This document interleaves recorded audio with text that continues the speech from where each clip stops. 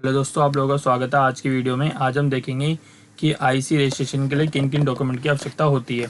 तो दोस्तों, मैं इससे पहले मैं आपको बता दूं, अगर आप भी इंपोर्ट एक्सपोर्ट करना चाहते हैं तो आपको आईसी नंबर की ज़रूरत होगी। ठीक है, विदाउट आप आईसी के आप इंपोर्ट एक्सपोर्ट नहीं कर सकते इंडिया में। ठीक है, आपको आईसी नंबर होना कंपलसरी है। ठीक है, तो इसके लिए हम डिस्कस करेंगे किन किन डॉक्यूमेंट की आवश्यकता होती है।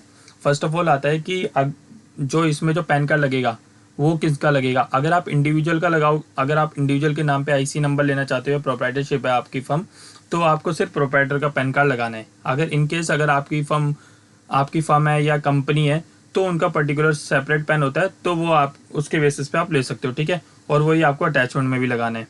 ठीक है, फिर इसमें प्रोप्राइटर का वोटर आईडी कार्ड या आधार कार्ड चल जाएगा अगर आप प्रोप्राइटर बेसिस पे ले रहे हो तो। ठीक है, फिर आता है प्रूफ ऑफ एस्टेब्लिशमेंट में। अगर इंडिविजुअल के केस में आपके पास शॉप एंड एस्टेब्लिशमेंट है तो आप वो लगा सकते हैं। अगर आप किसी कंपनी का अगर अप्लाई कर रहे हो तो आपके पास सर्टिफिकेट ऑफ इनकॉर्पोरेशन होगा। जब कंपनी इनकॉर्पोरेट होती है तो ये एमसी के साइड से निकलता है। ठीक है, फिर आता है पार्टनरशिप फर्म। जैसे अगर आपने पार्टनरशिप फर्म अगर आपने रजिस्टर्ड करा रखी है या अगर नॉर्मल डीड भी अगर आपने बनवा रखी है तो आप वो अटैच कर सकते हैं प्रूफ ऑफ इस्टेब्लिशमेंट में। ठीक है, अगर सोसाइटी का है तो सोसाइटी डीड होगी, आप वो लगा सकते हैं।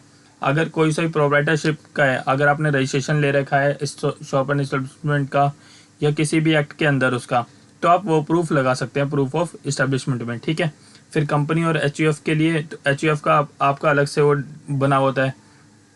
ठीक है, तो आप वो डीड लगा सकते हैं। ठीक है, प्रूफ ऑफ इस्टेब्लिशमेंट के।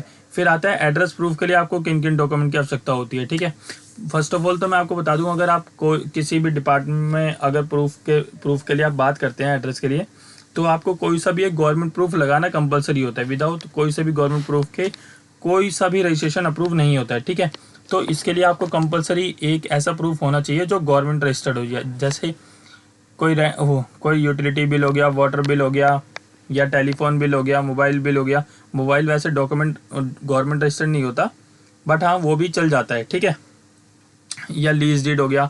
अगर आप रेंटेड हो ठीक है, तो रेंट एग्रीमेंट कंपलसरी होता है उसके अंदर। ठीक है, या अगर आपने लीज पे ले रखा है तो वो, अगर आपका खुद का है तो इलेक्ट्रिसिटी बिल से फिर वो हो जाएगा। ठीक है, फिर आता है जो इसमें जो आप बैंक अकाउंट डिटेल लगाएंगे वो फिर किसके लगाएंगे।